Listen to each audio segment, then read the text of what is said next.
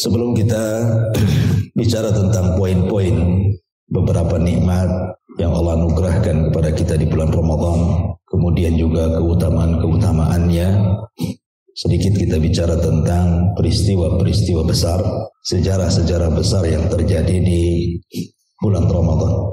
Ma'asyiral muslimin yang dimuliakan Allah Subhanahu wa taala, tidak panjang mukaddimah, langsung saja.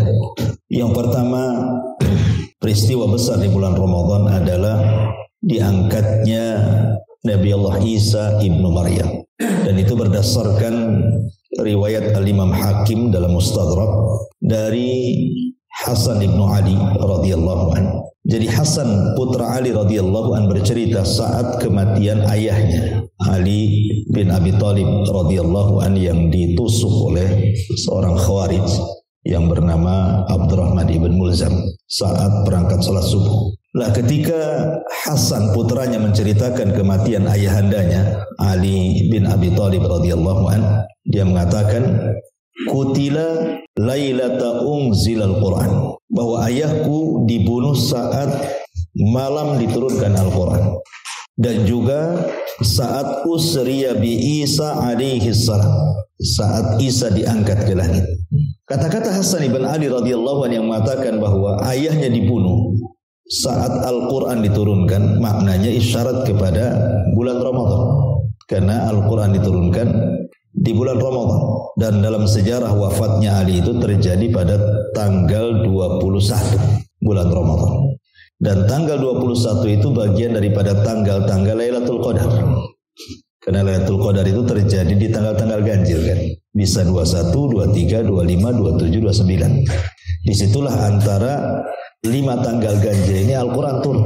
Makanya wajar kalau Hasan ibn Ali mengatakan ayahku dibunuh di malam ketika Allah turunkan Al-Quran, karena kejadiannya tanggal 21 Ramadan meninggalnya Ali itu. Kemudian beliau menambah, dan juga di malam usriya bi Isa, ketika Isa diangkat ke langit, menunjukkan bahwa saat Isa bin Maryam dikepung oleh tentara Romawi, kemudian ditidurkan Allah dan diangkat ke langit, itu peristiwanya terjadi di bulan Ramadan. Dari ucapan Hasan ibnu Ali radhiyallahu anhu yang dikeluarkan oleh Imam Hakim dalam kitab Al-Mustadraknya. Ini peristiwa pertama. Peristiwa kedua, tentu yang paling luar biasa adalah nuzulul wahyu, turunnya wahyu, turunnya Quran. Karena Ramadan itu identik dengan Quran. Makanya Allah Subhanahu wa taala mengatakan syahrul Ramadan alladzi unzila fihil Quran. Bulan Ramadan itu bulan diturunkan Al-Quran. Dan diturunkan Al-Quran itu lewat 3 proses. Proses yang pertama, Allah Subhanahu wa taala memerintahkan qalam untuk mencatat segala sesuatu, termasuk juga Al-Quran. Kemudian diletakkan di sebuah papan. Dalam bahasa Arab papan itu lauh namanya. Kemudian Allah memerintahkan malaikat untuk menjaganya, maka disebut Lauhil Mahfuz.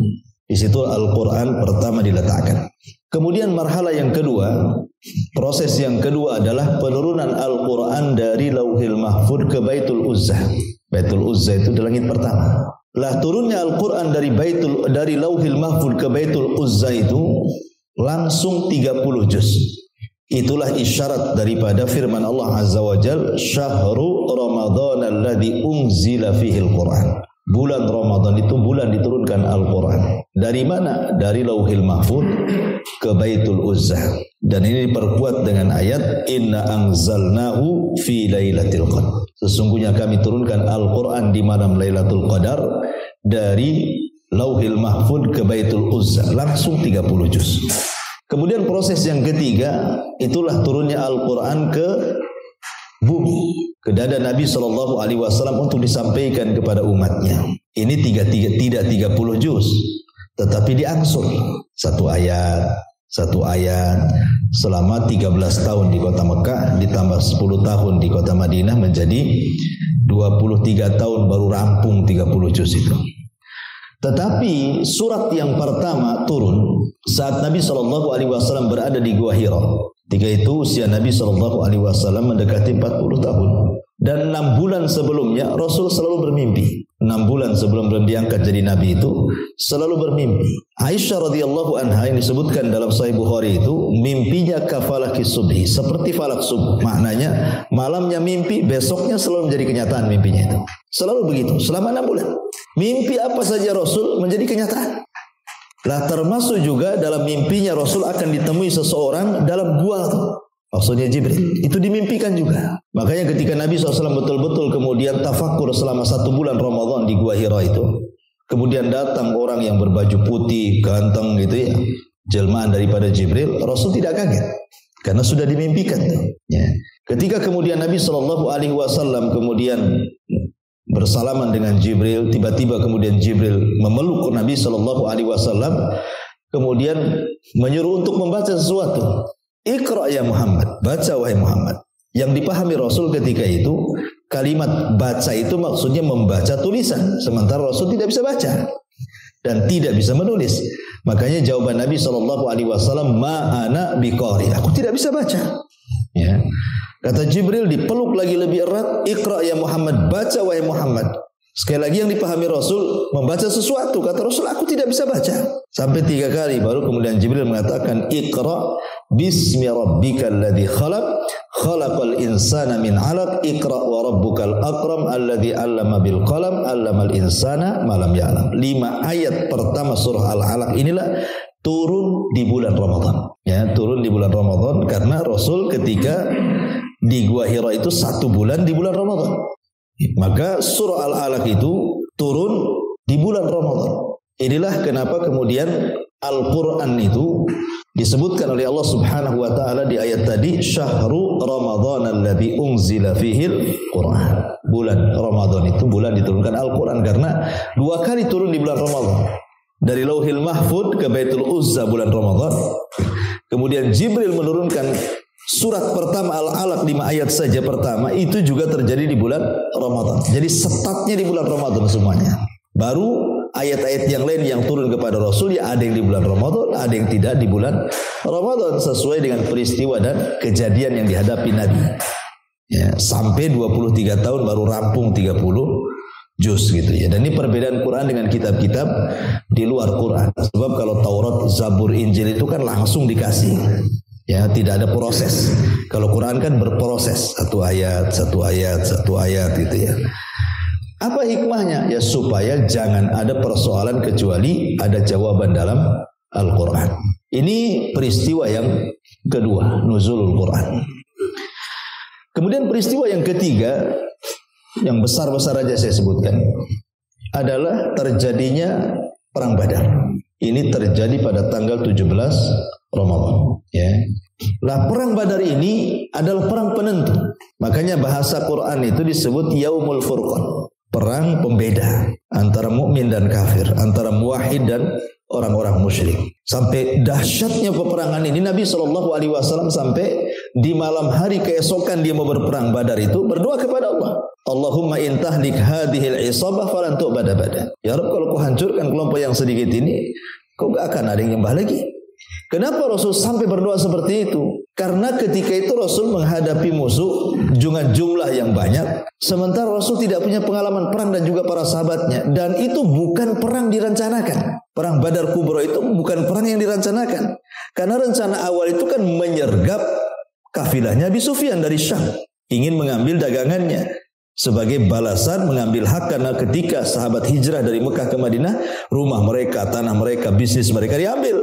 Ya, makanya ingin menyergap Abu Sufyan saja untuk mengambil kafilah dagangnya saja. Rupanya Abu Sufyan ini cerdas, mengirim penunggang kuda yang bernama Dhamdham untuk memberitahu Abu Jahal bahwa dagangan orang Mekah akan diambil oleh Muhammad dan sahabatnya. Sejak itulah Abu Jahal kemudian menyiapkan pasukan besar dan menyusul Abi Sufyan. Berjumpalah di Badar. Jadi ini bukan perang terencana gitu ya. Makanya kekhawatiran Rasul manusiawi sampai mengatakan, ya Rabb, kalau kau hancurkan kelompok yang sedikit ini, nggak akan ada yang nyembah kamu lagi. Sebab doa itu Allah Subhanahu wa taala kabar gembirakan di malam itu turun 1000 malaikat langsung dipimpin Jibril. Makanya Rasul mengatakan kepada Abu Bakar, berbahagialah wahai Abu Bakar, Allah sudah menurunkan pertolongannya. Malam itu sudah ditampakkan 1000 dan dalam peperangan Allah tambah lagi menjadi 3000. Bahkan di akhir peperangan Allah tambah lagi menjadi 5.000 malaikat dipimpin Jibril alaihi salatu wassalam. Nah, peristiwa Badar ini terjadi di 17 bulan Ramadan. Dan ini perang yang luar biasa. Ya, walaupun perang ini mungkin dibandingkan pasukan-pasukan setelahnya ya lebih banyak, tapi kalau dari segi pelajaran itu perang Badar itu banyak sekali pelajarannya. Ya. Padahal perang-perang selain Badar yang lebih besar dari Badar kan banyak gitu ya. Dan dengan pasukan yang banyak juga. Seperti perang Tabuk kan banyak tentara kaum muslimin. Tetapi kalau cerita perang Badar mesti banyak sekali pelajaran di dalamnya. Ini juga terjadi pada tanggal 17 Ramadan. Kemudian perang yang luar biasa lagi adalah Fathu Mekah. Nah, ini juga terjadi di bulan Ramadan. Fathu Mekah. Lah Fathu Mekah inilah yang kemudian membuka hati-hati orang-orang Arab. Karena setelah peristiwa Fathu Mekah ini apa terjadi? Berbondong-bondong manusia dari semua kabilah datang masuk Islam. Sampai-sampai momen Fathu Mekah ini diabadikan dalam Quran kan. Idza jaa nasrullahi wal fath. Yang itu ya, apabila datang pertolongan dan Fathu Mekah. Apa dampaknya? Wa ra'aitan nas yadkhuluna fi dinillahi afwaja. Dampak daripada Fathu Mekah itu kau lihat manusia berbondong-bondong datang dari mana-mana saja untuk masuk Islam. Jadi memang peristiwa Fathu Mekah ini peristiwa luar biasa. Jadi dua perang ini semua terjadi di bulan Ramadan. Badar, kemudian Fathu Mekah. Dan dua-duanya diabadikan dalam suratul Nasr. Idza jaa nasrullah maksudnya di Badar, wal fath maksudnya Fathu Mekah. Dua-duanya di bulan Ramadan. Ini peristiwa-peristiwa besar di bulan Ramadan. Kemudian juga peristiwa yang lain adalah meninggalnya Khadijah. Itu terjadi di bulan Ramadan. Dan Khadijah ini luar biasa. Perjuangan kepada dakwah Islam itu luar biasa. Sampai ketika meninggalnya itu menjadi pukulan bagi Nabi. Sedih Rasul luar biasa. Wajar. Dia orang yang pertama beriman saat manusia kufur. Dia orang yang pertama kali menafkahkan hartanya saat manusia bakhil. Dia orang yang pertama kali membenarkan saat manusia mendustakan. Dan dari rahimnya lahirlah turunan Nabi. Dan itu tidak ada pada istri-istri Nabi yang lainnya. Dan Rasul tidak pernah berpoligami selama bersama Khadijah kan itu. Lah wafatnya Khadijah itu adalah bertepatan bulan Ramadan. Dan tahunnya disebut Amul Hazni, tahun kesedihan. Karena peristiwanya kan setelah pengepungan 3 tahun Bani Hashim, kemudian Khadijah sakit, pun sudah tua juga kan begitu ya. Sudah saatnya, sudah dipanggil oleh Allah Azza wa Jalla, akhirnya Khadijah pun meninggal tepat di bulan Ramadan. Ini juga peristiwa yang terjadi di bulan Ramadan. Ma'asyiral muslimin yang dimuliakan Allah Subhanahu wa taala. Kemudian juga di antara peristiwa-peristiwa besar juga mungkin setelah Nabi pembebasan Baitul Maqdis ya di tangan Salahuddin Al-Ayyubi, itu pun terjadi di bulan Ramadan. Kemudian pembebasan kota Antokia, yang kala itu Antokia dikuasai orang-orang Nasrani. Kemudian akhirnya dibebaskan oleh kaum muslimin. Itu juga di bulan Ramadan. Dan banyak peristiwa-peristiwa yang lainnya. Itu sekilas pandang tentang peristiwa-peristiwa besar di bulan Ramadan. Taib, kita masuk pada Atayar Rahman fi Ramadan. Apa saja pemberian atau hadiah Allah yang Allah anugerahkan kepada kita di bulan Ramadan. Kita awali dengan ayat yang masyhur yang suka dibaca para khatib kalau datang bulan Ramadan. Kalau antum tidak hafal berarti tidak pernah berjumpa dengan Ramadan. Ya, ayat ini udah seliwar-seliwar ya. A'udzubillahi minasyaitonirrajim. Bismillahirrahmanirrahim. Ya ayyuhalladzina amanu kutiba 'alaikumusiyam kama kutiba 'alal ladzina min qablikum la'allakum tattaqun. Ya kan, hafal ya. Lebih hafal daripada kulhu. Karena selalu berseliwar-seliwar. Perhatikan ayat ini. Allah mengatakan diawali dengan ya ayyuhalladzina amanu. Wahai orang-orang yang beriman. Ini panggilan lembut. Ya, panggilan yang sangat lembut sekali dari Allah kepada kita. Wahai orang-orang yang beriman. Tapi walaupun panggilan lembut ini, kata Abdullah bin Mas'ud radhiyallahu anhu, kalau Allah Subhanahu wa taala memanggil kita dengan kalimat amanu, wahai orang-orang yang beriman, berarti kita harus intibah dalam bahasa Arabnya. Dalam bahasa kitanya harus betul-betul fokus. Ya, kenapa? Karena biasanya setelah panggilan ini ada perintah atau ada larangan. Kalau ada panggilan ya ayyuhalladzina amanu, pasti setelahnya Di situ ada perintah atau ada larangan. Makanya harus intibah, ya, perhatian dengan panggilan itu. Kemudian Allah mengatakan, ya ayyuhalladzina amanu kutiba alaikumusiyam, diwajibkan kepada kalian. Di sini Allah membahasakan dengan kalimat kutiba. Padahal bisa saja Allah membahasakan dengan kalimat wujiba, wajib. Ya, tapi tidak membahasakan dengan wujiba, tetapi kutiba. Padahal artinya sama. Ya. Al-Quran itu kalau membahasakan kalimat kutiba yang artinya wajib, diwajibkan begitu. Biasanya dipakai dalam Al-Quran itu dalam perintah-perintah yang sifatnya berat. Kalau menggunakan kalimat kutiba itu mesti itu perintahnya berat tuh. Ya. Contoh, kutiba alaikum al-qisas, diwajibkan kepada kalian kisos. Kisos kan berat. Ya. Ketika membunuh ringan, ketika dia mau dibunuh berat juga tuh kan gitu ya. Ya, kadang-kadang ketakutan kalau membunuh orang semangat ya, ketika kemudian mau dikisos dia pula ketakutan. Atau Allah mengatakan kutiba alaikumul qital, diwajibkan kepada kalian perang. Tidak semua orang bisa perang. Kalau tidak punya keberanian, nggak mungkin orang bisa perang. Kita tidak pernah dengar suara ledakan-ledakan, hanya mercon saja di negeri kita kan. Sekira kemudian kita dibawa entah ke Yaman, entah ke Suriah, terkencing-kencing mungkin kita kan itu. Karena tidak pernah mendengar suara-suara seperti itu. Harus ada latihan mental. Ya. Makanya kenapa kalimat kutiba itu untuk hal yang berat, termasuk juga puasa disebut. Allah membahasakan dengan kalimat kutiba karena puasa ini berat, beda dengan ibadah yang lain. Kalau solat memang berat, tetapi tidak seberat puasa karena solat itu tidak lama waktunya. Ya kan, paling lama 10 menit. Kalau antum baca 2 qul ya nggak sampai, ya mungkin 5 menit saja kan. Tergantung lah, bisa dipercepat, bisa diperlambat, tergantung tartil dan tidaknya. Ya, yang lebih hebat lagi, yang 7 menit 23 rakaat, nah, itu hebat lagi. 7 menit 23 rakaat, bayangkan bisa lewat tuh kan. Itu dari zaman Nabi sampai sekarang baru dapat penghargaan muri itu. Belum pernah terjadi, baru sekarang kan itu terjadi. Artinya bahwa di sini Allah Subhanahu wa taala hendak mengatakan bahwa puasa itu berat. Berat karena dia mulai dari terbit fajar. Terbit fajar shadiq saja tidak boleh makan, tidak boleh minum, menahan syahwat, menahan pandangan, menahan telinga, menahan otak, menahan lisan, macam-macam. Berat sekali puasa itu. Ya. Dan itu sampai terbenam matahari. Ya. Tetapi Allah Subhanahu wa taala ingin menghibur kita. Memang puasa itu berat, tetapi puasa ini bukan kalian saja yang berpuasa. Umat dulu sudah diwajibkan puasa. Jadi Allah Subhanahu wa taala ingin menghibur. Iya memang berat, tetapi bukan kalian saja disuruh puasa itu. Umat-umat dulu sudah disuruh puasa. Nuh memerintahkan umatnya berpuasa. Kemudian Nabi Ibrahim memerintahkan umatnya berpuasa. Nabi Saleh, Nabi Syuaib, dan para nabi yang lainnya juga memerintahkan umatnya berpuasa. Nabi Musa, Nabi Isa, termasuk juga Nabi Muhammad. Ya, jadi jangan kecil hati kalian berpuasa, walaupun puasa berat bukan kalian aja berpuasa gitu maksudnya. Umat dulu sudah berpuasa. Jangankan lagi umat-umat yang diturunkan kitab, bahkan umat-umat yang tidak punya kitab sekalipun saja ada puasanya. Hindu, Buddha ada puasanya tuh. Ya, agama-agama yang gak jelas saja kan ada puasanya tuh.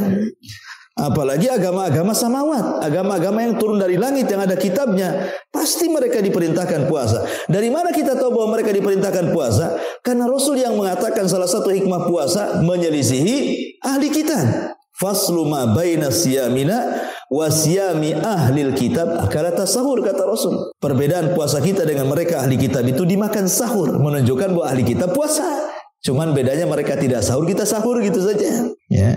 Jadi lihat bagaimana Allah Subhanahu wa taala ingin menghibur kita. Bukan kalian saja disuruh puasa, umat sebelum kalian sudah disuruh puasa. Hikmahnya apa? La'allakum tattaqun, agar kalian bertakwa. Kenapa puasa itu kok ditekankan hikmahnya dengan takwa? Bukankah sholat juga sama? Ya, sholat kan juga wasilah takwa. Orang sholat kan bisa takwa juga. Inna sholata tanha 'anil fahsya'i wal munkar. Sholat itu bisa mencegah perbuatan keji dan kemungkaran. Artinya sholat itu wasilah takwa juga. Zakat juga wasilah takwa. Haji juga wasilah takwa kan gitu ya. Ibadah-ibadah yang lain juga wasilah takwa. Kenapa kemudian difokuskan di sini kepada puasa? La'allakum tattaqun, supaya kalian bertakwa gitu ya. Ulama menjawab bahwa memang sholat itu wasilah takwa, zakat itu wasilah takwa, tetapi porsi puasa itu lebih banyak menjadikan orang itu bisa bertakwa dibandingkan ibadah yang lain. Ya, jadi ibadah puasa itu memungkinkan orang itu bisa lebih takwa dibandingkan ibadah yang lain. Kenapa demikian? Perhatikan. Makna takwa itu apa sih? Kita kan sering antum sholat Jumat, kadang-kadang khotib selalu setiap Jumat tuh ngomong kan takwa gitu ya kan? Ya sampai dulu zaman dulu di negeri kita saja jadi presiden harus takwa katanya. Kalau nggak orang Batak, orang Jawa, takwa ini. Batak Jawa katanya kan itu ya. Ya tapi bukan itu maknanya. Maksudnya takwa di sini artinya imtithal awamirillah wajtinab nawahi, kan itu, melaksanakan perintah, menjauhi larangan. Itu makna takwa secara global. Dan ibadah puasa satu-satunya ibadah yang seseorang itu lebih cepat menjalankan perintah dan lebih cepat menjauhi larangan dibandingkan yang lainnya. Puasa ini. Apa alasannya? Karena orang yang berpuasa itu mampu menguasai hawa nafsunya sebagaimana orang yang tidak puasa dikuasai hawa nafsunya. Orang kalau puasa dia bisa menguasai hawa nafsunya. Orang yang tidak puasa, hawa nafsu yang menguasai dia. Ya, karena begini, ikhwan, yang menjadikan orang tidak bertakwa itu karena dua perkara. Ya, pertama karena dia mengikuti syahwat, sehingga lari dari perintah atau justru melanggar larangan. Atau yang kedua, ya, dia terkena syubhat dari syaitan. Setan yang ngajak untuk maksiat atau melarang-larang untuk ibadah. Musuh kita cuma dua ini saja, ya kan? Hawa nafsu melahirkan syahwat, syaitan melahirkan syubhat. Ya, ini yang merusak orang takwa tuh. Sehingga orang tidak bisa bertakwa ini karena mengikuti dua perkara ini. Ima mengikuti setan atau mengikuti hawa nafsu. Ya. Lah puasa ini bisa mengalahkan dua-duanya. Kita bisa kalahkan hawa nafsu di bulan Ramadan dan kita bisa kalahkan setan. Bahkan musuh Allah yang ada di bumi saja kita bisa kalahkan Ramadan ini. Kok bisa? Kata Imam Abdul Qayyim rahimahullah ta'ala. Puncak daripada syahwat itu ada 4. Puncak syahwat itu ada 4. Pertama, kathratul kalam, banyak ngomong. Orang kalau banyak ngomong, banyak salahnya. Orang kalau banyak salahnya, banyak dosanya. Orang kalau banyak dosanya masuk neraka tempatnya. Mana lagi kan gitu ya kan. Makanya jangan banyak ngomong. Ya. Yang kedua, kasratu to'am, banyak makan, banyak minum. Orang kalau banyak makan, banyak minum, kenyang. Orang kalau kenyang ngantuk. Kalau ngantuk malas. Malas ibadah, malas segalanya. Dan itu kita bisa buktikan kalau Anda puasa, ya kan. Kemudian pas buka dimakan semua satu meja, tarawih itu udah malas tuh. Itu saja terjadi di bulan Ramadan, apalagi di bulan Ramadan. Ya. Kemudian yang ketiga, kasratun naum, banyak tidur. Banyak tidur itu bukan makin sehat, makin sakit badan semua. Ya. Dengan tidur itu lupa segalanya. Namanya orang tidur, kita tidak tahu berapa jam orang tidur itu. Akhirnya harusnya di ibadah bablas gara-gara tidur. Kemudian yang ketiga, kasratul mukhalatah, banyaknya bergaul dengan orang. Jalan sana, jalan sini. Akhirnya lupa ibadah. Ya. Ngobrol sana, ngobrol sini, lupa ibadah. Ini kata Imam Abdul Qayyim, inilah 4 puncak syahwat. Yang kalau orang mengikuti 4 ini berarti telah mengikuti hawa nafsunya. Coba perhatikan, puasa bisa kalahkan 4-4-nya. Orang yang berpuasa tidak mungkin banyak ngomong. Orang berpuasa tidak mungkin banyak ngomong. Haus kalau banyak ngomong, kan itu ya. Kalau orang banyak ngomong curigai itu, puasa nggak dia? Orang puasa kok banyak ngomong kan itu. Jangan-jangan minum ini. Kan itu. Orang puasa itu kebanyakan diem. Makanya salah-salah itu berhenti tuh puasa. Gitu ya. Karena kalau banyak ngomong haus, bisa masalah puasanya. Ya. Kemudian yang kedua, orang yang puasa itu biasanya nggak makan nggak minum. Ya memang orang puasa menahan makan, menahan minum. Ya, syahwat makan dan minumnya sudah terkalahkan dengan puasa. Kemudian orang yang puasa pasti tidak bisa tidur. Cuman anehnya, kita ini kalau puasa kok banyak tidur? Iya, karena Anda menjadikan malam jadi siang, siang pula jadi malam. Ya akhirnya ya banyak tidur lah. Coba kalau malamnya normal tidurnya, normal aja tidurnya. Ya jam 10 tidur, sahur bangun. Nggak akan ngantuk puasa itu. Ya. Orang yang ngantuk puasa tidur dari subuh ke duhur estafet sampai ke asar, kemudian bangun asar itu, kemudian langsung ke pasar kaget gitu kan. Nah itu karena malamnya begadang tuh. Ya. Tapi kalau normal tidurnya, nggak akan dia tidur siang. Kenapa? Karena biasanya orang lapar susah tidur. Orang lapar susah tidur. Ya makanya Kenapa badannya gemuk? Begini, kalau malam kalau nggak makan nggak bisa tidur saya. Artinya kan lapar itu harus makan karena susah tidur kan itu ya. Harusnya seperti itu. Sebab kalau seandainya puasa itu kemudian tidur, rugi. Kenapa? Banyak ibadah yang luput dari dia. Kan ibadah, bukan puasa saja ibadah itu. Bisa ketika puasa baca Quran, ketika puasa zikir, ketika puasa macam-macam kan itu ya. Kemudian mukhalathatun nas. Banyak bergaul. Orang puasa itu malas diajak ketemuan di mana itu malas. Apalagi kalau siang-siang terik-terik matahari panas-panasnya kan. Kalau nggak puasa antum jumpa di mana saja, jalan kemana saja tidak masalah. Ada aqua di samping. Ya, kurang puas lagi beli jus.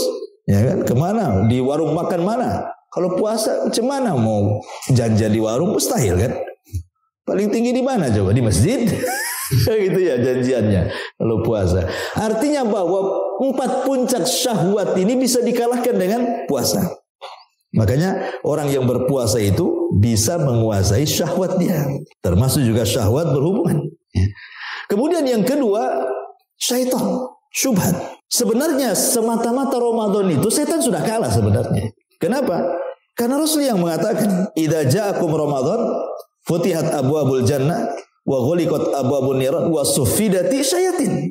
Apabila datang bulan Ramadan, pintu surga dibuka, pintu neraka tertutup, setan sudah diikat. Semata-mata dalam Ramadan saja setan itu sudah terikat sebenarnya. Sudah kalah gitu ya. Logikanya kalau antum ini perang kelahi dengan 2 musuh, satu terikat di pohon musuhnya, satu pula liar tak terikat. Lebih mudah mana antum mentung kepalanya tuh? Ya lebih mudah yang terikat lah, dia tak ngelawan karena terikat kan itu ya. Itu logika saja. Apalagi Ramadan sendirilah syahrul Quran, bulan Al-Quran. Dan setan itu paling tidak suka dengan Quran. Makanya ada hadis yang mengatakan kalau antum baca Al-Baqarah di rumah, lari itu setan itu. Jadi dengan Quran itu bisa mengalahkan setan. Kemudian juga puasa sendiri memperlambat jalan darah. Karena biasanya darah itu, tekanan darah itu kan ditentukan dengan makan dan minum. Kalau orang tidak makan dan minum, rendah darahnya itu, tekanannya. Sehingga tekanan setan pun akan rendah. Karena setan akan masuk dari jalan darahnya manusia. Artinya setan bisa dikalahkan. Bahkan musuh Allah yang ada di bumi sekalipun, orang-orang musyrik, orang kafir yang memerangi Islam, sudah saya jelaskan di awal dalam sejarah tadi, tidak pernah sepengetahuan saya yang saya baca sejarah, peperangan yang dilakukan Rasul di bulan Ramadan dikalahkan. Tidak pernah. Saya tidak pernah lihat sejarah gitu, membaca sejarah di zaman Nabi maksudnya ya. Kalau Rasul melakukan peperangan di bulan Ramadan dikalahkan, tidak pernah. Kenapa? Ya karena Allah berkahi bulan itu. Dan Allah menangkan. Jadi bisa melawan syahwat, bisa melawan setan, orang kafir aja bisa dilawan. Makanya ketika musuh itu bisa kita tundukkan, wajar kalau Allah katakan la'allakum tattaqun. Dengan itulah kalian bisa takwa. Karena yang susah orang bertakwa itu tadi. Karena tidak bisa menahan syahwat. Atau tidak bisa melawan setan. Makanya susah untuk takwa. Ketika kita bisa melawan itu semuanya, insya Allah la'allakum tattaqun. Nah itulah kenapa kemudian puasa itu diakhiri hikmahnya adalah takwa. Dan dari sini kita tahu bahwa Allah Subhanahu wa taala tidak menghitab kita itu begini. Wahai orang-orang yang beriman, berpuasa, diwajibkan kepada kalian berpuasa sebagaimana umat kalian diwajibkan berpuasa agar kalian lapar. Allah tidak katakan seperti itu. Atau agar kalian haus, enggak juga. Atau agar kalian merasakan bagaimana orang-orang fakir itu enggak makan, enggak minum, enggak juga. Tapi Allah mengatakan la'allakum tattaqun. Berarti puasa itu ada erat kaitan dengan hati. Karena takwa itu di sini kata Nabi. At-taqwa hahuna. Ya, berarti puasa itu sangat erat kait dengan hati. Kenapa coba? Erat kait dengan hati. Imam Ibnul Qayyim mengatakan hati ini kal malik. Hati ini seperti raja. Dan anggota badan itu adalah rakyatnya. Apapun yang dikatakan raja, maka rakyat akan patuh dengan rajanya. Lah ketika kemudian puasa itu membuahkan takwa, maka anggota badan ini akan baik. Karena rajanya sudah baik. Kan itu ya. Sehingga kalau seandainya kata hati, mata jangan memandang yang haram, selamanya tidak akan memandang yang haram. Kata hati, telinga jangan kau dengar yang haram, selamanya tidak akan dengar yang haram. Kata hati, kaki jangan kau langkahkan ke tempat haram, tidak akan melangkah kaki ke tempat yang haram. Kenapa? Karena maksiat itu dorongan hati. Ketika hati baik, semuanya baik. Itulah sabda Nabi SAW, ala wa inna fil jasadi mudghah idza saluhat saluhal jasadu kullu wa idza fasadat fasadal jasadu kulluh ala wahyal qalbu, kata Rasul. Dalam jasad manusia terdapat segumpal daging. Kalau dia baik, baik semua. Kalau dia jahat, jahat semua. Itulah jantung, kata Rasul. Hati, jantung. Maksudnya jantung, bukan kabin, ya. Taib. Ini yang pertama, bahwa di antara ataya pemberian Allah di bulan Ramadan itu adalah Allah Subhanahu wa taala hendak memberikan yang terbaik kepada hati kita dengan cara berpuasa, dan efeknya adalah takwa. Baik, ini yang pertama. Yang kedua, puasa ini ikhwan, atau Ramadan ini adalah musim al-khair, musim kebaikan. Ramadan ini musimnya kebaikan.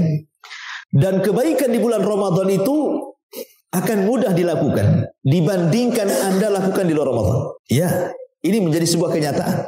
Anda melakukan kebaikan di bulan Ramadan itu mudah, tapi di luar Ramadan belum tentu bisa. Coba kita lihat, tidak ada masjid yang paling penuh kecuali Ramadan.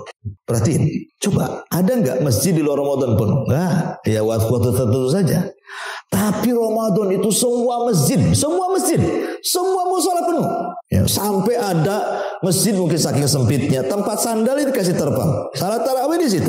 Walaupun minggu pertama, minggu kedua safnya makin maju. Sampai minggu ketiga dah pindah ke mall, persiapan Idul Fitri kan itu. Tapi kita lihat bahwa bagaimana permulaan Ramadan itu dengan ramainya masjid menunjukkan apa? Ada dorongan kebaikan di situ. Orang yang nggak pernah sholat wajib saja tarawih dia. Ya, nggak pernah itu, nggak nampak muka dia. Tahu-tahu ada pula di masjid. Ya, ada dorongan kebaikan di situ. Tidak ada yang paling banyak membaca Quran kecuali di Ramadan. Coba di luar Ramadan orang baca Quran jarang, kecuali ya kaset aja kalau mau azan, qiraah di masjid. Ya itu kaset, bukan orang. Kebanyakan. Tapi Ramadan subhanallah orang baca Quran di mana-mana. Hampir setiap masjid. Sampai semangatnya jam 2 itu enggak dimatiin tuh corongnya. Tapi semangatnya itu orang baca Quran. Ya, enggak peduli mau ganggu enggak ganggu, yang penting baca saja kan itu. Tapi kan kita melihat di sini bagaimana orang semangat gitu ya. Baca Quran itu di bulan Ramadan. Bahkan orang yang tidak pernah baca Quran saja atau yang tidak bisa baca Quran, dia bisa dengar Quran di bulan Ramadan itu. Dia bisa mendengarkan Quran dari rumahnya gitu. Luar biasa gitu ya. Ini fenomena yang kalau Ramadan seperti itu kan. Bahkan tidak ada sedekah terbanyak kecuali Ramadan. Orang bakhil saja Ramadan itu dermawan. Kalau Anda puasa Senin Kemis, datang ke masjid mana saja, nggak ada yang menyediakan iftar. Tapi Ramadan semua masjid ada iftar. Adalah macam-macam gitu ya. Luar biasa tuh coba. Orang bakhil pun ikut dia iftar itu. Ngasih juga bukan. Menunjukkan dari sini saya katakan bahwa Ramadan itu musim kebaikan. Bahkan tidak ada yang paling banyak bertobat kecuali Ramadan. Bahkan orang yang paling banyak masuk Islam itu di bulan Ramadan. Bahkan orang-orang yang menutup aurat saja itu paling banyak di bulan Ramadan tuh. Artis-artis di luar Ramadan pakai jilbab loh. Yang salah. Ya, terlepas di luar Ramadan dibuka lagi, tapi kita lihat banyak kan presenter-presenter TV aja pakai jilbab mereka kan itu ya. Malulah, minimalnya kan ada dorongan kebaikan. Lah ini sebenarnya dari sini apa sih hikmah kenapa Ramadan itu musimul khair, itu musim kebaikan? Hikmahnya kalau Anda ingin berubah, kesempatan berubah itu yang paling bisa Ramadan. Kalau ingin berubah, ya. Kenapa demikian? Jangankan lagi manusia, alam semesta saja bisa berubah. Lihat hadis yang tadi saya baca. Apabila datang bulan Ramadan, pintu langit dibuka. Dalam riwayat pintu sorga dibuka, pintu neraka ditutup, setan diikat. Artinya bahwa dengan datangnya Ramadan, langit bisa berubah, sorga bisa berubah, neraka pun berubah, alam setan berubah, alam malaikat berubah. Nah kalau alam-alam itu bisa berubah, lalu kita tidak bisa berubah, ini gimana ceritanya? Ya, kenapa saya katakan demikian? Karena begini, setan udah diikat, pintu sorga dibuka, pintu neraka ditutup. Ya kan? Orang berbuat baik lebih banyak. Kalau tidak menjadikan Anda untuk berubah di bulan Ramadan, di luar Ramadan mustahil Anda berubah. Di Ramadan aja tidak bisa berubah, kok mengharap di luar Ramadan pula tobat? Di luar Ramadan setan berkeliaran di mana-mana. Ya kan? Pintu sorga ditutup lagi, hembusan-hembusan neraka dibuka lagi, kan itu. Pintu langit ditutup, apalagi? Ya. Susah kalau ingin berubah, mau satu-satunya di bulan Ramadan, mau diapa lagi, itu yang paling cepat itu. Kalau di Ramadan saja tidak bisa berubah, itu keterlaluan. Kenapa? Karena Ramadan sendiri adalah bulan tarbiyah masalahnya. Kenapa saya katakan tarbiyah? Bayangkan coba, yang halal saja dilarang. Makan itu halal, mubah kan? Tapi kan tak boleh dimakan. Kalau lagi puasa, minum loh mubah, tapi tak boleh diminum. Menggauli istri loh berpahala, tapi tak boleh digauli kan itu. Artinya apa di sini? Kalau yang mubah-mubah saja dilarang, apalagi yang haram gitu maksudnya ya. Ya ini kan mafhum aulawi namanya ya. Yang mubah saja dilarang, apalagi yang haram. Artinya di sini ada tarbiyah tadrib ya. Jadi yang mubah saja kalau sekiranya itu bisa membatalkan puasa dilarang. Apalagi saat puasa Anda berzina, Anda mencuri, Anda maling, Anda macam-macam. Naudzubillah. Nah, kan? Di sini sebenarnya tarbiyah bagi kita. Karena Ramadan sendiri adalah syahrul ibtila wal ikhtibar. Ulama mengatakan puasa itu sebenarnya ujian dari Allah. Allah sedang menguji kita loh dengan nahan lapar, nahan haus, nahan syahwat. Allah sedang menguji kita. Sabar nggak Anda ini? Ya. Karena puasa sendiri sebenarnya itu puncak daripada semua kesabaran. Kenapa? Sabar itu kan ada 3 tuh. Itu semua ada di puasa. Pertama sabar melaksanakan ketaatan. Yang kedua sabar ketika meninggalkan kemaksiatan. Yang ketiga sabar ketika menghadapi qada dan qadar. 3-tiganya ada di puasa. 3-tiganya di puasa. Makanya puasa itu puncak dari kesabaran. Wajar kalau Allah Subhanahu wa taala mengatakan apa? Puasa itu milikku. Aku yang akan mengganjarnya. Kan itu ya. Kenapa? Karena Allah yang mengatakan innama yuwaffas sabiruna ajrahum bighairi hisab. Allah akan membalas pahala orang-orang yang sabar tanpa hisab. Dari mana kita tahu dan apa perbedaannya? Dan mana yang lebih tinggi kesabaran itu? Yang paling tinggi sabar itu adalah sabar ketika melaksanakan ketaatan. Karena biasanya begini, kawan. Kalau orang bisa sabar ketika melaksanakan ketaatan, memang dia melaksanakan itu karena Allah. Antum ini sholat nih. Sabar ketika datang waktu sholat langsung sholat ya, itu sabar namanya. Orang yang bisa sabar ketika melaksanakan ketaatan pasti niatnya cuma satu, lillahi ta'ala. Makanya sabar yang pertama ini puncak paling tinggi. Adapun sabar ketika meninggalkan maksiat belum tentu karena Allah. Orang yang meninggalkan maksiat itu belum tentu karena Allah. Bisa karena Allah, bisa karena selain Allah. Saya contohkan ya. Orang meninggalkan maksiat, orang tidak mabuk. Kenapa kau tak mabuk? Tak ada duit. Berarti bukan karena Allah, karena duit. Kan itu ya. Kenapa enggak selingkuh? Takut istri. Ya. Kenapa enggak selingkuh? Takut istri, bukan takut Allah. Jadi orang yang meninggalkan maksiat belum tentu karena Allah kan, bisa saja karena yang lainnya. Makanya dia di urutan kedua. Ya. Baru urutan yang ketiga sabar dalam menghadapi qada dan qadar. Perhatikan puasa. Orang ketika dia tidak makan, tidak minum, menahan syahwat dari terbit fajar shadiq sampai terbenam matahari, dan dia sabar, itu artinya sabar ketika antum melaksanakan puasa. Berarti sabar dalam melaksanakan ketaatan. Satu. Ya. Kemudian yang kedua, puasa kan bukan hanya sekedar menahan lapar, dahaga ataupun syahwat. Lebih daripada itu, jangan sampai memandang yang haram. Nanti hilang pahalanya. Jangan sampai mendengar yang haram. Nanti hilang pahalanya. Jangan sampai melangkahkan ke tempat yang haram. Nanti hilang pahalanya. Sehingga kita harus sabar. Jangan ngomong dusta, jangan namimah, jangan ngadu domba, jangan mencaci, jangan memaki, jangan memandang ini, jangan memandang itu. Itu artinya kita disuruh meninggalkan maksiat. Dan harus sabar. Saat puasa janganlah itu semua dilakukan. Kemudian yang ketiga, sabar dalam qada dan qadar. Yang namanya kalau orang tidak makan lapar itu sudah takdir.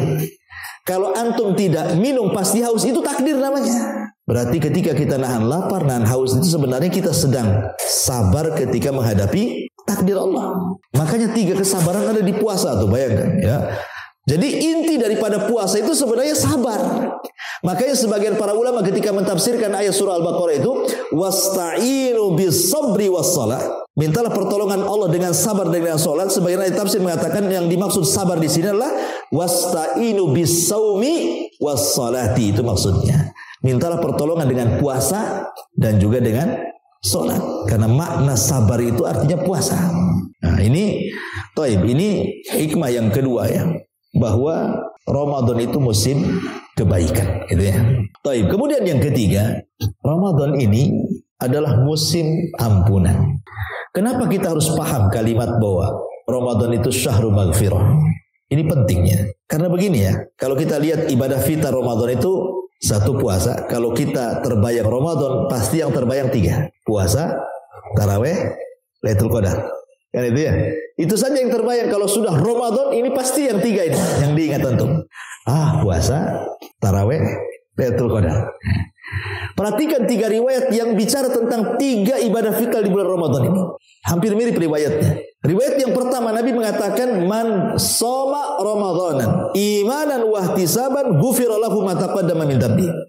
Riwayat yang kedua man qama ramadanan imanan wa ihtisaban ghufira lahu ma taqaddama min dhanbi. Riwayat yang ketiga man qama lailatul qadrin imanan wa ihtisaban ghufira lahu ma taqaddama min dhanbi. Hampir mirip hadis-hadisnya nih. Ujung-ujungnya itu mirip.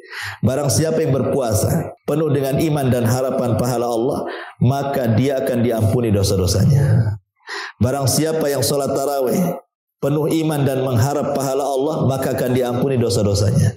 Barang siapa yang menghidupkan malam Lailatul Qadar penuh iman dan mengharap pahala Allah, maka Allah akan ampuni dosa-dosanya. Lihat, semua redaksinya hampir mirip. Puasa bisa menghapuskan dosa, tarawih bisa menghapuskan dosa, Lailatul Qadar bisa menghapuskan dosa. Maknanya apa? Ramadan ini siang malam menghapuskan dosa. Siang malam, siangnya menjadi siang ampunan dengan cara puasa. Malamnya menjadi malam ampunan dengan cara tarawih dan Lailatul Qadar. Seolah-olah 24 jam Ramadan itu adalah bulan ampunan. Gitu maksudnya. Dan kenapa kita harus penting memahami kalimat bahwa Ramadan syahrul maghfirah? Karena begini, kawan. Orang kalau sudah diampuni oleh Allah Subhanahu wa taala dosa-dosanya, maka antum tidak akan dihancurkan oleh Allah. Tidak akan dihancurkan, tidak akan dibinasakan fid dunya wal akhirah. Baik di dunia Allah tidak akan hancurkan kita, tidak akan membinasakan kita, ataupun di akhirat. Kalau Allah sudah ampuni dong, ya. Kenapa? Karena ampunan sendiri adalah ainur rahmah.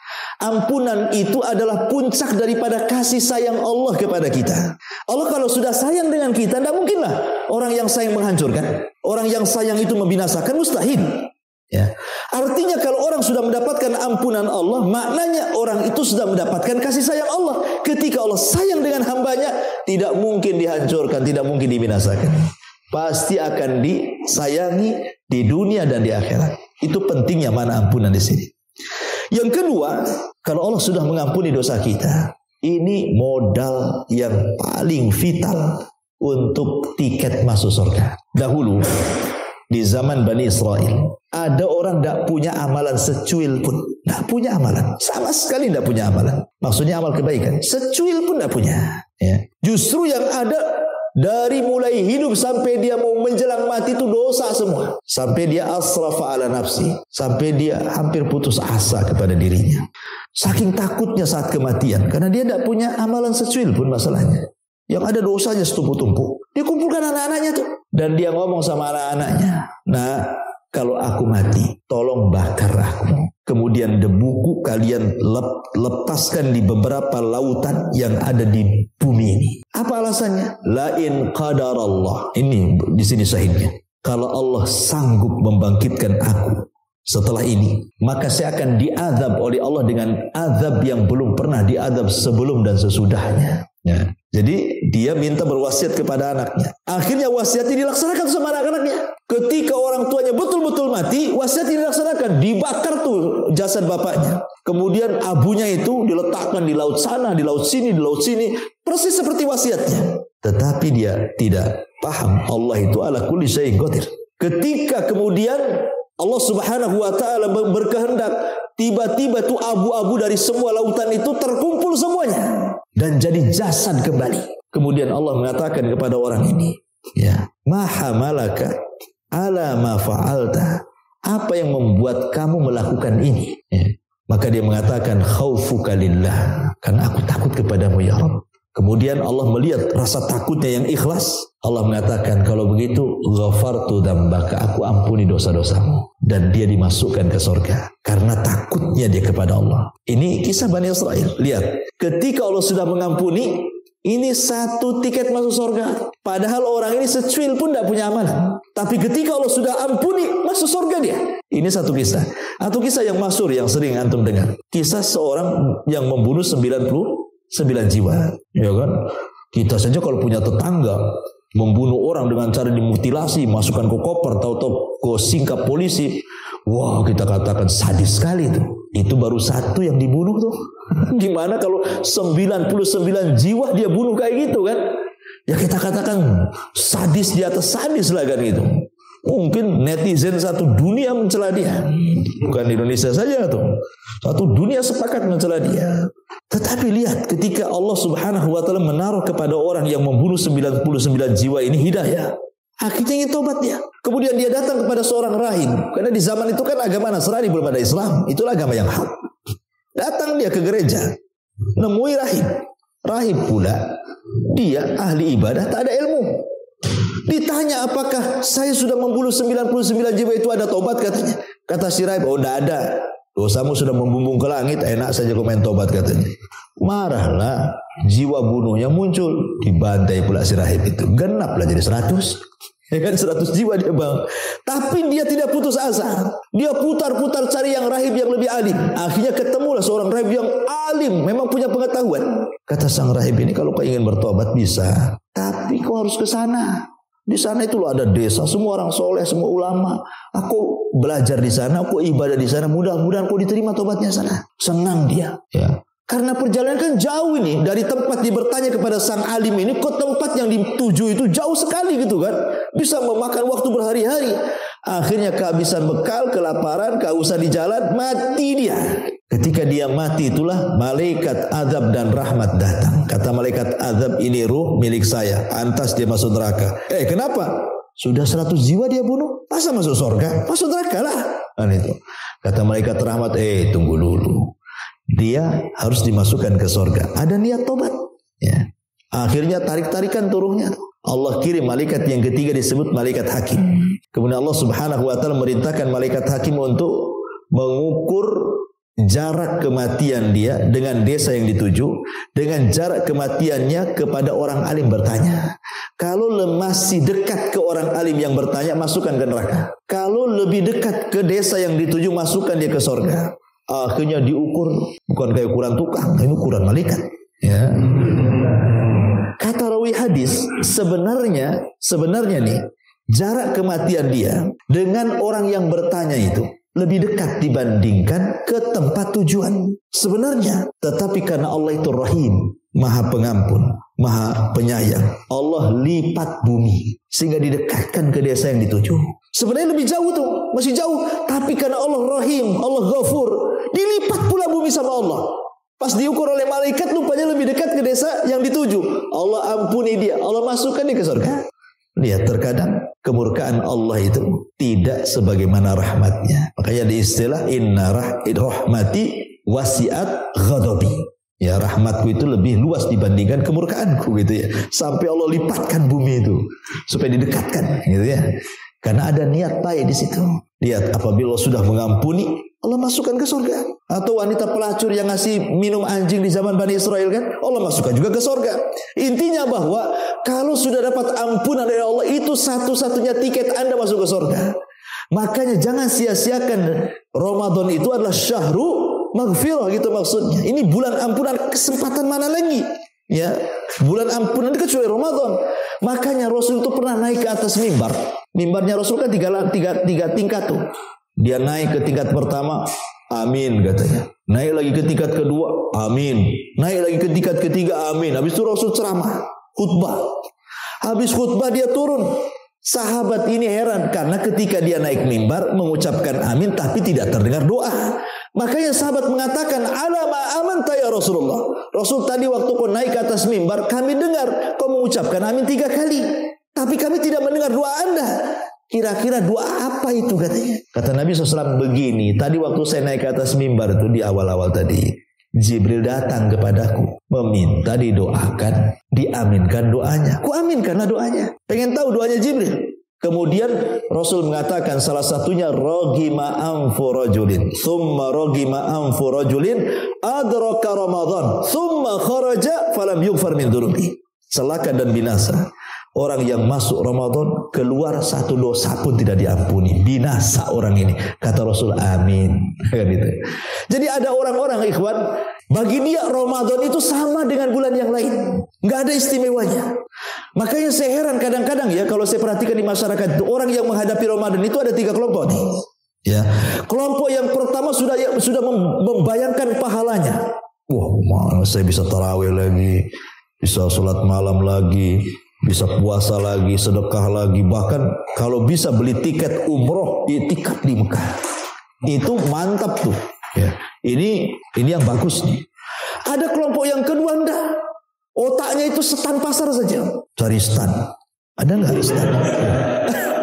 Cari stan. Nanti di sini tak dapat sana. Cari sana. Jadi otak lu kebayang untung dunia saja itu. Dua duit aja tuh. Ini mau Ramadan nih. Orang ngabuburit banyak nih. Harus punya saya stand di pasar kaget nih. Kalau bisa semua terkaget-kaget nih kan. Gitu ya. Ada orang itu kalau masuk Ramadan, Masya Allah, dunia saja. Oke lah, orang yang kedua ini masih ada untung. Masihlah dapat dunia.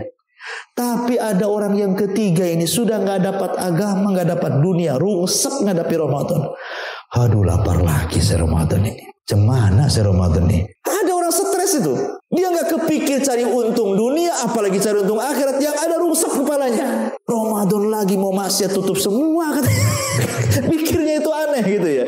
Lah ini orang celaka nih yang ketiga nih. Sudah nggak ada untung akhirat, nggak untung dunia. Yang kedua saja sudah celaka. Ini yang ketiga nih celaka lagi tuh. Makanya kata Rasul, kata Jibril, rogi ma'am furodin, celakalah orang itu. Masuk Ramadan, keluar kok satu dosa gak diampuni dia. Ini maksudnya apa? Apa lewat saja di Ramadan itu? Nah ini makanya harus memahami bahwa Ramadan syahrul maghfirah. Jangan sampai satu dosa lu gak diampuni. Padahal 1 bulan kita lewat itu. Nah ini juga termasuk atau ya Rahman. Sebenarnya ini pemberian Allah di bulan Ramadan. Coba kalau kita ini berbuat dosa, kemudian menyengajalah baca istighfar, kayaknya malas kita ini. Tapi cukup Ramadan puasa saja, dosa kita sudah diampuni kan itu ya. Walaupun tidak baca istighfar. Nah, itu kan enak tuh. Siangnya siang ampunan, malamnya juga malam ampunan. Nah, ini yang ketiga. Yang keempat, bukan hanya itu saja. Salah satu keistimewaan bulan Ramadan yang luar biasa adalah dilipat gandakannya pahala. Ini dilipat gandakannya pahala, dan ini hanya ada di bulan Ramadan. Semua ibadah yang antum lakukan dengan berbagai macam jenisnya, entah zikirnya, baca Qur'annya, sholatnya, silaturahimnya, sedekahnya, sebutkanlah ibadah apalah, baik ibadah hati, ibadah lisan, ibadah perbuatan, kalau dilakukan di bulan suci, kaedahnya maka pahalanya akan dilipat gandakan. Apa saja. Apalagi orang baca Quran. Ya. 1 huruf saja 10 pahala kan itu. Coba bayangkan Fatihah saja itu berapa huruf? Kalikan 10. Bisa ribuan pahala antum dapat. Apalagi kalau seandainya ini Allah takdirkan berkenaan dengan Lailatul Qadar 10 malam terakhir, lebih mantap lagi. Begini ikhwan. Lailatul Qadar itu kan ada 2 kata ya, Lailah, Qadar. Lailah itu malam. Qadar itu ya ada yang mengartikan takdir, ada yang mengatakan sempit ya karena banyaknya malaikat jadi sempit gitu ya.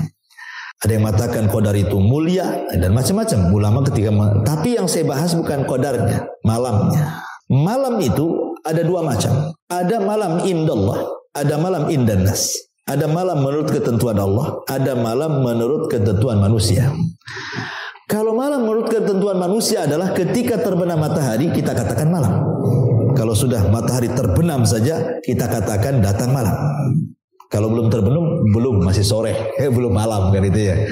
Itu menurut kita manusia. Tapi menurut Allah bukan. Malam itu bukan ketika terbenam. Tetapi malam menurut ketentuan Allah itu dimulai di waktu asar. Sebagaimana hadis Nabi SAW, yata'aqabuna fikumul malaikah, malaikatul laili wa malaikatul nahar. Allah akan membagi tugas para malaikat yang mencatat kebaikan hamba. Ada malaikat yang bertugas di malam hari, ada malaikat yang bertugas di siang hari. Kapan mereka berjumpa? Wa yajtami'una fi salatil asri wa salatil fajri. Mereka berjumpa di salat asar dan di salat fajar. Berarti malaikat malam mulai bertugas di waktu asar sampai fajar. Malaikat siang bertugas di waktu fajar sampai asar. Dari sini kita tahu malam menurut ketentuan Allah itu waktu asar. Masuk waktu asar menurut Allah malam. Masuk maghrib menurut manusia malam. Pertanyaannya, Lailatul Qadar itu milik siapa? Ya kan? Milik kita kah milik Allah? Kalau milik kita berarti malamnya menurut kita. Lailatul Qadar diawali dengan terbenam matahari, diakhiri dengan terbit fajar. Hiya hatta matla'il fajr. Tapi kalau Lailatul Qadar itu maksudnya adalah milik Allah, berarti Lailatul Qadar itu sudah dimulai dari asar. Dan sebagian para ulama yang merojehkan bahwa Lailatul Qadar itu dimulai di waktu asar sampai fajar. Ya. Yang ingin saya katakan begini, kawan. Lailatul Qadar itu kan sama dengan Ismul A'zam di dalam Asmaul Husna. Berdasarkan perkataan Aisyah radhiyallahu anha, di dalam Asmaul Husna yang 99 itu, salah satunya ada Ismul A'zam, nama Allah yang sangat agung, yang kalau Anda sebut nama itu kemudian berdoa pasti mustajab. Tetapi Allah sembunyikan, tidak tahu yang mana satu Asmaul Husna dari 99 itu. Allah sembunyikan, ya. Sebagaimana Lailatul Qadar juga Allah sembunyikan di 10 malam akhir Ramadan. Tidak tahu malam keberapa. Karena kalau seandainya kita tarik tanggal ganjil itu mulai tanggal 20. Kita tarik tanggal ganjil 20. Berarti malam ganjilnya bisa 21, 23, 25, 27, 29. Ini kalau penanggalannya stop di 29.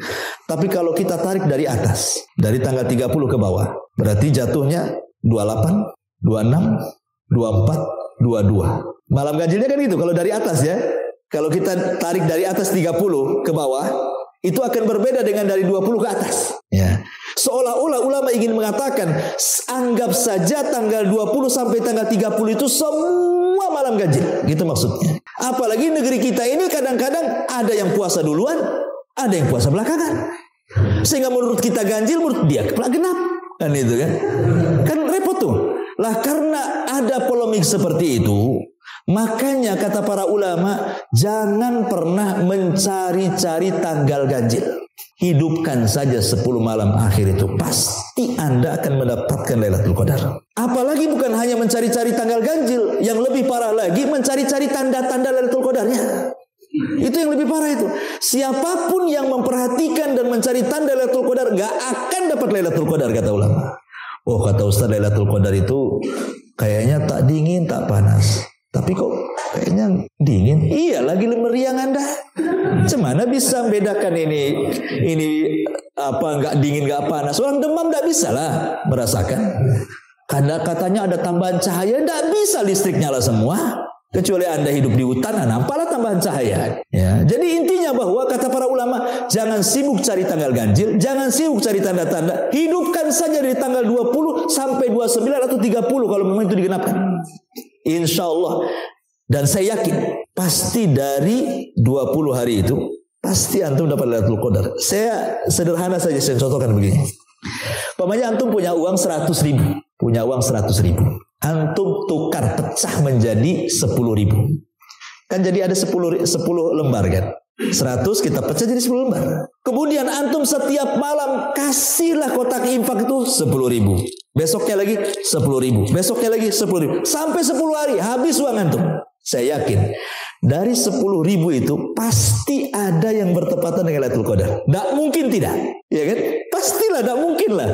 Antum 10 hari infak 10 ribu, 10 ribu, 10 ribu. Pasti yang 10 ribu itu pasti bertepatan dengan Lailatul Qadar. Gak mungkin dah. Seandainya yang 10 ribu itu bertepatan dengan Lailatul Qadar, logikanya loh. Lailatul Qadar itu kan khairu min alfi syahrin. Lebih baik daripada 1000 bulan. 1000 bulan itu sama dengan 84 tahun. Berarti seolah-olah antum setiap hari nyumbang 10 ribu sampai 84 tahun. Berapa miliar antum nyumbang malam itu. Itu maksudnya. Artinya cobalah kita cerdas-cerdas gitu. Setiap hari itu apalah yang diamalkan yang sifatnya rutinitas. Tidak harus besar, tetapi rutin 10 hari. Contoh sederhana. Antum setiap malam baca Quran. Anggaplah surat yang antum hafal lah, karena mungkin kadang ke masjid, kadang tidak. Kadang bawa handphone, kadang lolbet gitu dan begitu seterusnya kan. Anggaplah habis maghrib disempatkanlah baca kulhu sajalah. Yang mudah kan? Qul huwallahu ahad, Allahus samad, lam yalid walam yulad walam yakul lahu kufuwan ahad. Besoknya baca kulhu lagi. Besoknya baca kulhu lagi. Sampai akhir. Saya yakin yang antum baca qul huwallahu itu pasti ada yang bertepatan dengan Lailatul Qadar. Iya kan? Enggak mungkin tidak. Sempet kulhu yang antum baca itu bertepatan dengan Lailatul Qadar. Qul huwallahu itu berapa huruf tuh di situ? Berapa huruf? Kalikan 10. Kalikan 84 tahun. Seolah-olah antum menghatamkan Quran berkali-kali itu. Itu maksudnya yang sifatnya rutin setiap hari gitu. Entah sedekah, entah baca Quran, entah berzikir. Yang penting rutin setiap hari. 10 hari itu, insya Allah akan ada yang bertepatan dengan Lailatul Qadar itu. Nggak mungkin tidak. Ya karena Lailatul Qadar kan ada yang memang Allah berikan karunia, dia bisa menghidupkan satu malam. Tapi kan ada orang-orang yang mungkin sibuk kerja, ya kan? Mungkin dia tidak bisa itikaf, ya. Mungkin dia orangnya juga tidak bisa, harus jaga malam karena besok harus kerja, macam-macam kan orang itu kan, ya. Oke lah, walaupun kita ini jangan sampai tidak mendapatkan seluruh malam, jangan pula separuh malam atau sepertiga malam atau seperempat malam, tak dapat pula kita di situ setiap malamnya gitu ya. Jadi ya walaupun 1 jam jadilah kan itu. Setiap habis isya 1 jam entah baca Quran, entah sedekah, entah apa. Pokoknya tiap hari. Pasti itu akan bertepatan dengan Lailatul Qadar. Gak mungkin tidak. Ya. Wallahu a'lam. Sebenarnya banyak sih. Soalnya juga mulainya dari jam 10 juga. Kalau ini saya nulis ada 52 poin. Ini udah saya tulis. Tapi kan baru 5 poin. Ya. Ini 52 poin saya tulis. Berarti durasi Lailatul Qadar itu memang dari asar sampai fajar, bukan cuma 1 jam 2 jam di antara malam itu. Enggak. Ya pokoknya dari asar sampai fajar ya, itulah Lailatul Qadar. Seperti waktu duha. Waktu duha kan dari terbit matahari meninggi setombak sampai waktu zuhur. Hari setelah itu salat duha. Ya kan bisa di jam berapanya terserah. Ya. Jadi kalau memang nggak sanggup, makanya kenapa kata para ulama kalau 10 akhir Ramadan itu ada 3 nasihat para ulama nih kalau sudah 10 terakhir Ramadan. Nasihat yang pertama, ini saya masih ingat nasihat guru-guru kita. Jangan sibukkan keluarga dengan pekerjaan yang biasa dilakukan. Umpamanya istri antum, ya biasa kan masak, sahur, nyuci, ngepel, apalah aktivitas perempuan gitu ya. Kalau 10 akhir Ramadan, berikan kesempatan mereka seperti antum punya kesempatan mencari Lailatul Qadar. Ringankan mereka. Sudah deh, tidak usah masak, COD saja. Gak usah nyuci, laundrykan saja. Begitu maksudnya. Masuk, aman itu. Artinya bahwa ringankan. Jangan kita saja dapat Lailatul Qadar, kita khusus sholat, istri nguap-nguap, ya, gimana ceritanya? Kan kita ingin masuk surga sama-sama kan itu. 10 akhir Ramadan itu tolonglah ringankan keluarga, ringankan, mudahkan semuanya. Gak usah masak, gak usah. Sudah beres, saya tanggung. Sudah saya keteringkan. Selesai. Jadi Anda bisa mencari Lailatul Qadar, istri pun juga dapat. Kan sama-sama satu keluarga masuk surga. Gitu maksudnya. Ini satu. Yang kedua, ingat 10 terakhir Ramadan itu jangan pernah meninggalkan 3 waktu doa. Jangan pernah meninggalkan 10 akhir Ramadan. Ya sebenarnya setiap hari di bulan Ramadan, tapi saya prioritaskan di 10 akhir Ramadan. 3 waktu itu jangan pernah antum tinggalkan. Karena pasti antum bisa melakukan dan terbangun di 3 waktu itu.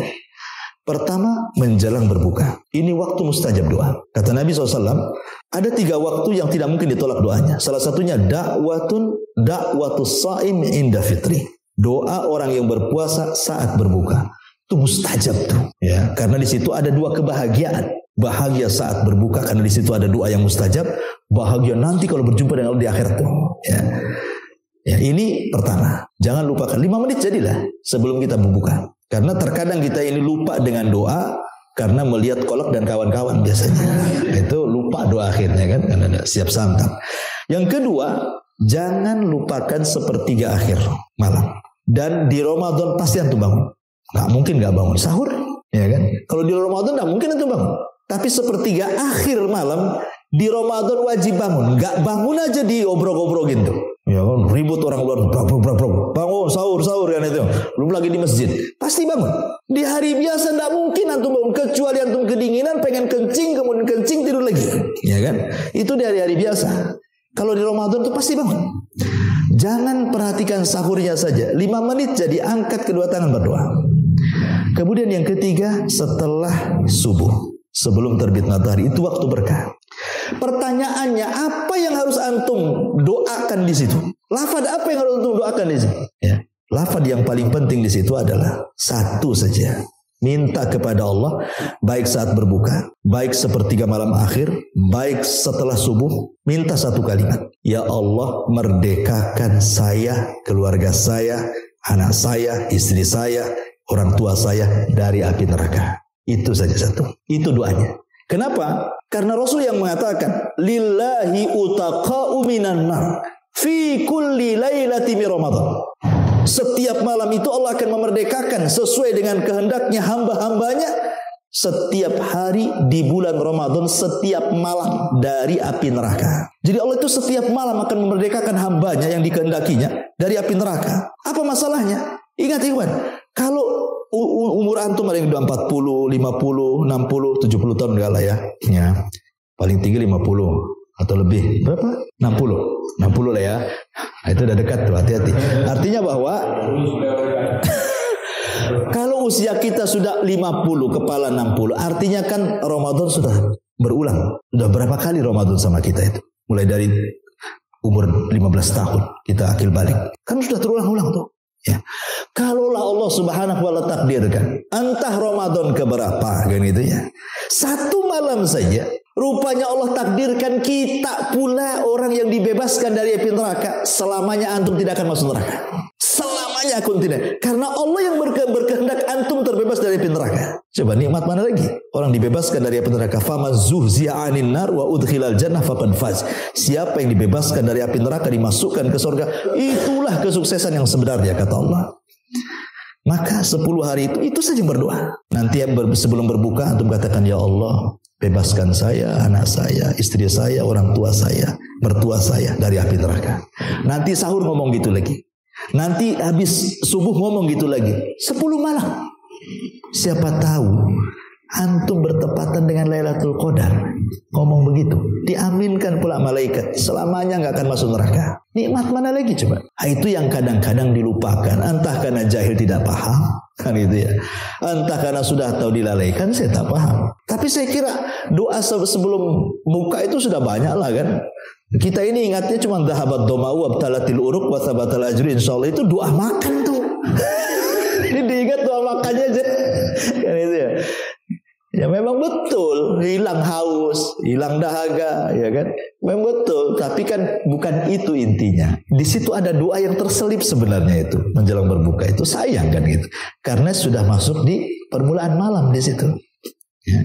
Nah itu saja. Kemudian nasihat yang ketiga kata para ulama selain daripada ini, ya 10 akhir Ramadan itu artinya jangan sampai kemudian waktu-waktu yang indah, 10 akhir Ramadan kan waktu-waktu yang indah. Artinya jadikan itu seolah-olah ar-Ramadan bil khawatim. Ramadan kan terbagi 3 kan.